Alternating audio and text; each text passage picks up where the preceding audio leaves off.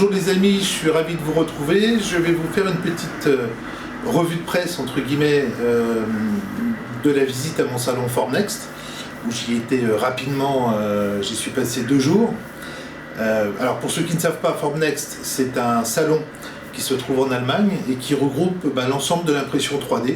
Et dans l'impression 3D au sens large du terme, avec des éléments connexes, mais au sens large du terme, c'est une impression 3D essentiellement dédiée aux grands fabricants, à la 3D industrielle. Alors on y trouve des machines extraordinaires, mais bon, accessibles pas du tout au grand public, parce que sinon je crois qu'une pièce entière n'y suffirait pas. Et puis il y a une partie du salon qui, elle, est dédiée à l'impression 3D grand public. Alors, je vais vous montrer ce que moi j'ai retenu. Je ne vais pas vous montrer tous les exposants, mais de ce que j'ai retenu, et essentiellement les nouveautés, et en 3 volets. C'est-à-dire que l'impression filament et résine, une deuxième partie qui sera quelques fabricants de scanners 3D, parce que là j'ai trouvé qu'il y avait une évolution notable, une évolution technique et puis intéressante, alors bien qu'il reste cher, mais c'est quand même quelque chose que je tenais à vous présenter. Et puis un troisième volet qui est un rêve, que ça se généralise en tout cas, c'est l'impression résine couleur. Voilà, avec 2 fabricants notamment, et dont un le plus connu, et vous le verrez dans la vidéo. Et puis en fin de vidéo, je vous mettrai quelques images de grosses machines que j'ai pu voir sur le salon et qui sont, je trouve, somme toute assez impressionnantes. Alors, avec moi, on y va. On va voir ce que j'ai retenu et ce que je voulais vous montrer. Et puis j'espère que ça vous plaira. N'hésitez pas à laisser des commentaires, mettre un pouce, parce que je crois que c'est important pour la chaîne YouTube. Et puis, surtout à la partager si vous trouvez la vidéo sympa. Allez, on commence.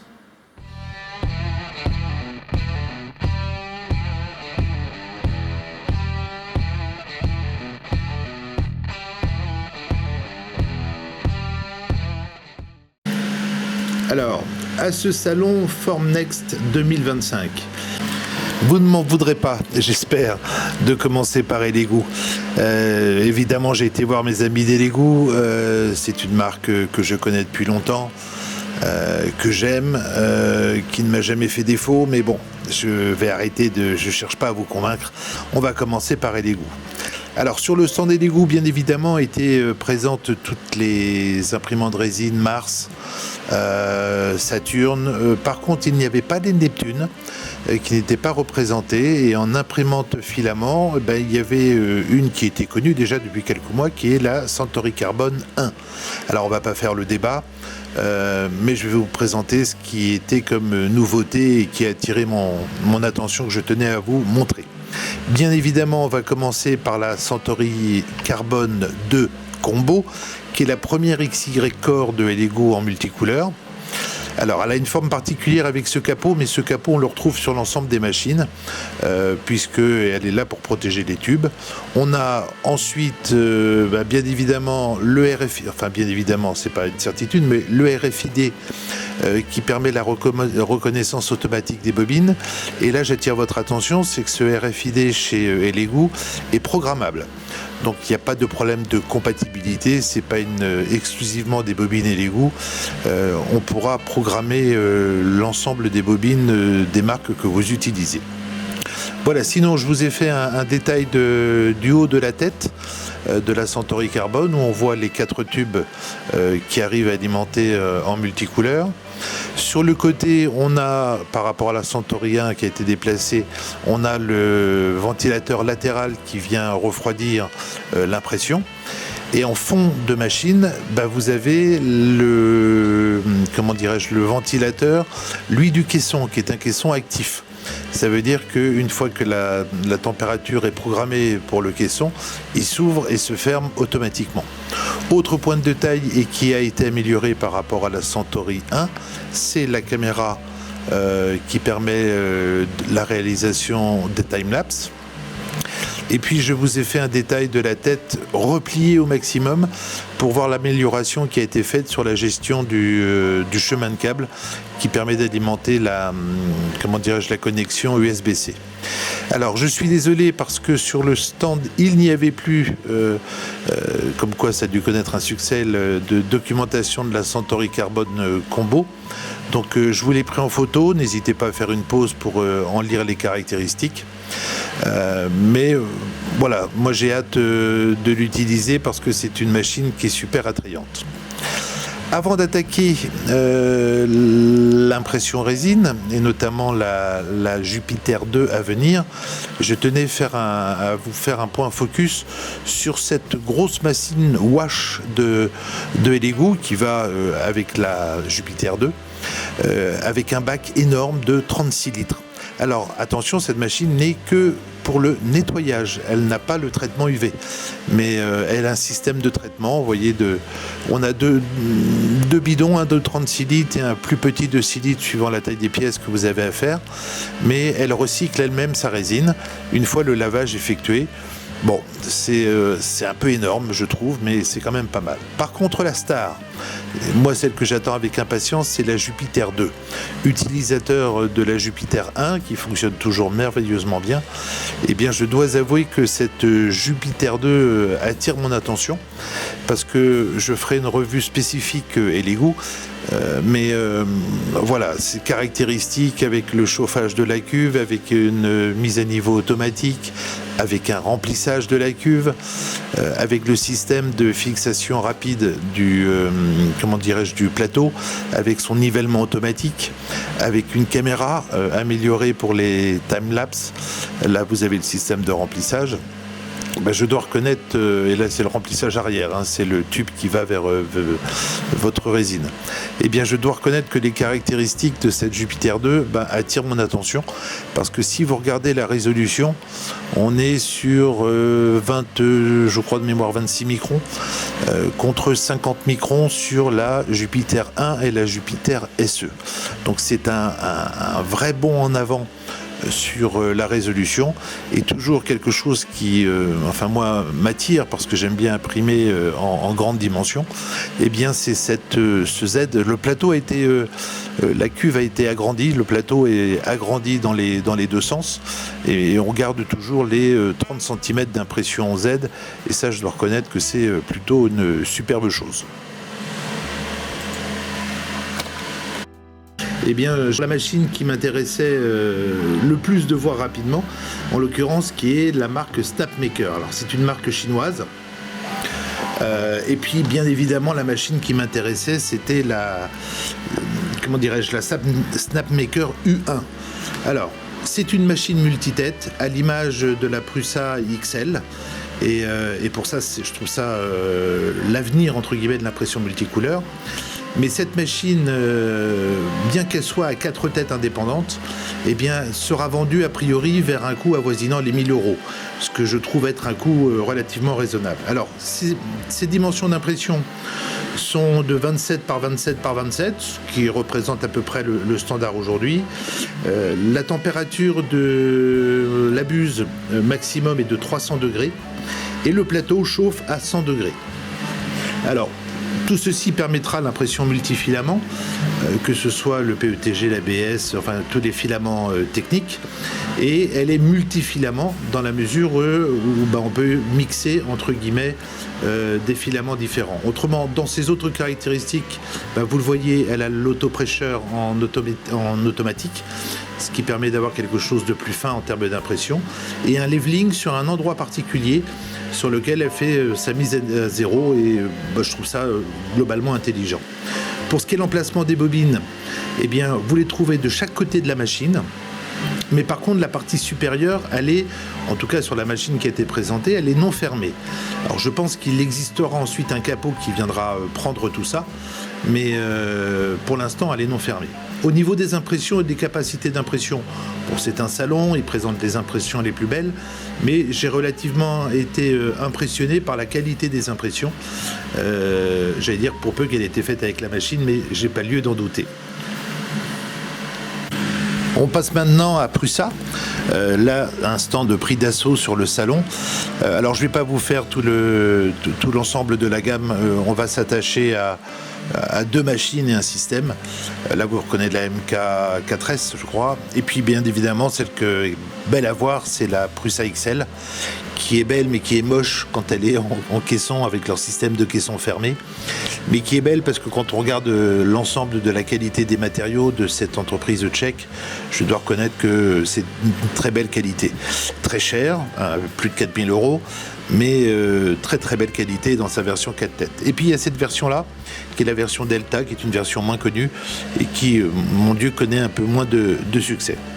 Alors ensuite, nous avons à côté du stand Prusa le système, l'entreprise Bondtech qui était présente et qui présentait un système entre guillemets en exclusivité qui était le système InXS. Et en l'occurrence, la première adaptation qui en est faite sur la machine Prusa, parce que ce système InXS est un système assez dingue qui permet d'avoir 8 buses indépendantes. Je dis bien 8 buses indépendantes. Alors il y a 4 ou 8, mais là la version que j'ai vue c'est celle de 8, où en définitive, c'est pas un ensemble de têtes avec extrudeur, c'est juste la buse avec son arrivée de filament, puisque la tête qui vient chercher la buse correspondant à la couleur que vous souhaitez chauffe la buse par induction.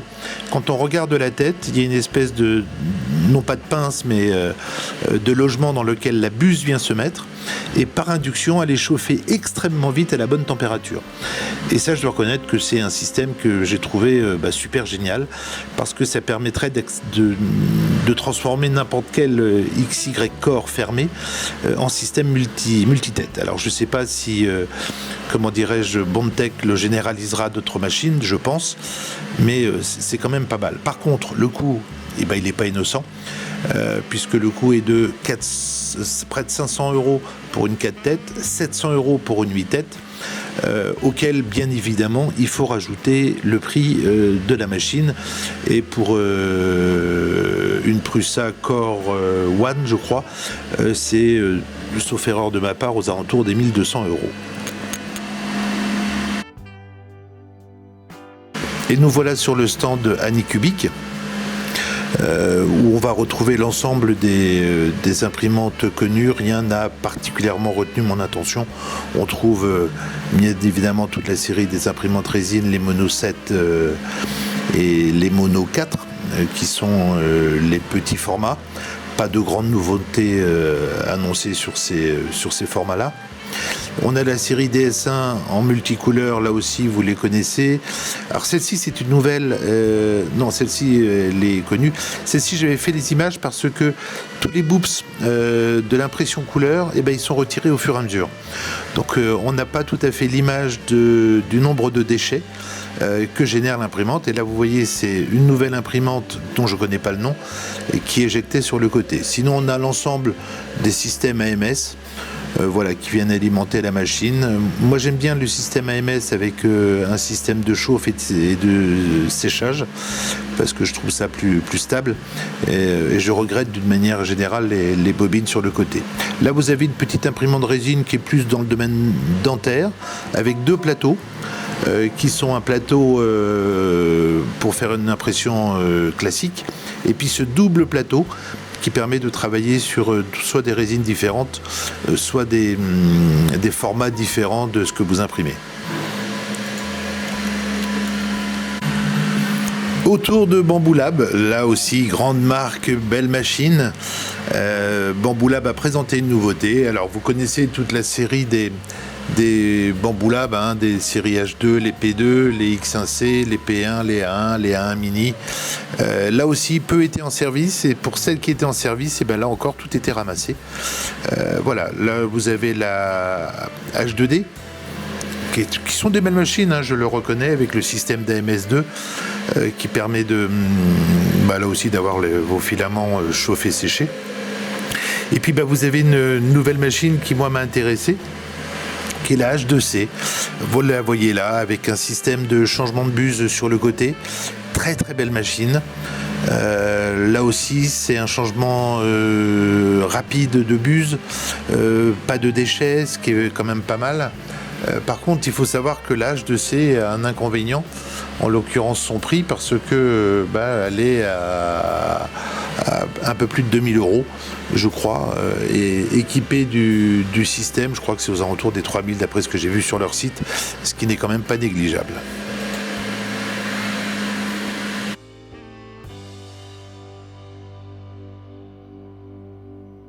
Sur le stand de Creality, là non plus pas de grandes nouveautés. On retrouve l'ensemble des machines résine, toute la série des Halo. Une petite chose sur cette petite imprimante, mais vraiment dans un domaine spécifique qui est le domaine dentaire, puisque c'est une toute petite imprimante résine avec sur le côté le système de traitement. Voilà. Sinon, j'ai été amusé par cette Piocreate, qui s'alimente avec des granulés. Voilà, plus de bobines, mais des granulés pour montrer la G5 Ultra, donc, et montrer ça avec des grandes impressions. On retrouve sinon toutes les séries combo, toutes les séries K1, K2, enfin voilà, tout l'ensemble des imprimantes connues de chez Creality. J'étais impressionné par la tour de purge pour ces petites impressions. Et puis bien évidemment chez Creality, il y a les scanners assez réduits. Il y avait une nouveauté, mais rien de transcendant. C'est une marque connue, c'était la première imprimante que j'ai eue, donc je me tenais de vous le montrer. Petite chose amusante que je tenais à vous montrer, la marque 3Devo qui a fait une petite machine de fabrication de filaments. Donc c'est à partir de granulés, de PLA, de PETG, de ce que vous voulez. En définitive, ce sont des machines grosses comme un gros PC en fait, et qui permet de réaliser soi-même son filament. Voilà, j'ai trouvé ça assez génial parce qu'on se pose souvent la question de savoir comment on recycle les déchets, mais c'était amusant de la voir fonctionner, très pratique sur un coin de bureau. Ceci dit, j'ai regardé les prix, ça calme un petit peu parce qu'elle tourne aux alentours des 3-4 000 €. Mais pour faire son filament, j'ai trouvé ça assez génial. Pour faire soi-même son mixte de couleurs, j'ai trouvé ça quelque chose d'amusant. Alors je voulais vous le montrer. Chez nos amis Sunlu, j'étais content de les revoir. Vous savez, il n'y a pas longtemps, ils nous avaient offert d'ailleurs des résines. C'était assez amusant. Donc j'apprécie toujours leurs filaments. Et puis j'apprécie surtout leurs dryers, leurs séchoirs, qui sont très pratiques et qui permettent d'accepter pour certains d'entre eux jusqu'à 4 bobines, je crois, ou qui peuvent s'empiler. C'est un petit salut à nos amis de chez Sunlu. Je l'avais vu sur les réseaux, la marque Mimaki, une machine extraordinaire, hors de prix évidemment, mais je rêverais un jour que ça puisse se démocratiser, à savoir l'impression résine couleur. Regardez ces pièces, c'est juste effarant. Voilà la machine. Alors en fourniture, ça doit être quelque chose. Le prix de la machine aussi est très cher, mais je trouve le résultat merveilleux. Autre fabricant, Sellner, qui m'a un petit peu surpris, qui fait une cabine de prise de photo 3D, mais qui est le deuxième fabricant, la voici, la machine, à faire de l'impression résine couleur. Et là, vous voyez le personnage avec son sujet devant lui. Je trouve ça vraiment magique. Alors, j'ai pas demandé le prix, mais c'était quelque chose sans doute un petit peu, sans doute d'élevé. Le stand Frozen, là aussi, très beau stand avec de belles machines, impression résine et impression filament, ils en ont une. Et notamment cette Mega 8K V2, qui, quand on voit la réalisation, c'est une belle machine, mais ce sont dans des budgets qui sont un petit peu élevés, mais belle machine quand même, quoi. En matière de scanner, je me suis intéressé à RevoPoint, qui est une grande marque connue. Alors, ils ont une gamme très très large, la gamme Metro, les Trakit, le Miraco, les Pop, l'Inspire. Je vous ferai venir différentes vidéos d'ailleurs sur avantages et inconvénients. Alors, je ne parlerai pas des gros systèmes comme on voit là, mais je m'intéresse vraiment au scan qui, au bout du compte, permet vraiment une extension de ce que l'on peut faire en 3D. Et je trouve ça vraiment très intéressant. On verra la différence entre les scanners infrarouges, les lignes, et ce que ça permet de faire, parce que c'est une belle marque. Également, Shining 3D, Là aussi, alors lui, je ne le connaissais pas tellement. Il était déjà présent il y a 2 ans au salon. Ils ont toute une gamme de petits scanners que j'ai trouvé extrêmement performants sur le stand. Là aussi, je vous ferai une démo. J'ai même eu un bon contact avec les gens là-bas parce qu'ils ont des bureaux en Allemagne pour peut-être en avoir un en prêt, pas en don, en prêt, et pouvoir montrer les capacités de ce que ça sort avec là notamment, comme ça existe partout, des scanners autonomes. Sinon, je termine alors avec un florilège d'images de ce qu'on voit sur les salons. Je vous ai dit que c'était un salon industriel. Alors on voit des machines absolument pas grand public, mais destinées aux industriels avec leur capacité de fabrication étonnante. Alors l'exigence est complètement différente parce que certes il y a de la grande résolution, mais il y a surtout des prototypages. Et on voit, au-delà des productions à la chaîne, on voit des impressions, et là je vous mettrai les images, vous les regarderez sur un fond musical. Voilà, différentes impressions et surtout de l'impression métal, parce que les moteurs, on les imprime directement en métal maintenant, comme les turbines. Également des grosses impressions de bateaux. Et là on voit que l'exigence est différente, parce que vous voyez, c'est une espèce de mousse. Et ça sert à dégrossir les pré-séries ou les protos pour pouvoir sortir des éléments. Mais ce qui m'a le plus impressionné, c'est l'impression 3D métal, soudure. Et là, ce sont des machines vraiment vraiment très folles, quoi. On se termine là-dessus. Voilà, c'était un petit tour qui n'est pas du tout exhaustif du salon, mais qui a permis de vous montrer ce que moi j'avais retenu et que j'avais envie de vous montrer. Si vous avez des questions, surtout n'hésitez pas, dans les commentaires, allez-y. Et si je peux compléter, parce que j'ai plein d'images et de choses par ailleurs, si je peux compléter vos interrogations, n'hésitez pas. La seule chose, c'est que je referai une vidéo spécifique Elegoo en détaillant un peu plus les machines de la Centauri Carbone 2 et de la Jupiter. Voilà, portez-vous bien, bon print, et puis j'espère à très bientôt. Au revoir.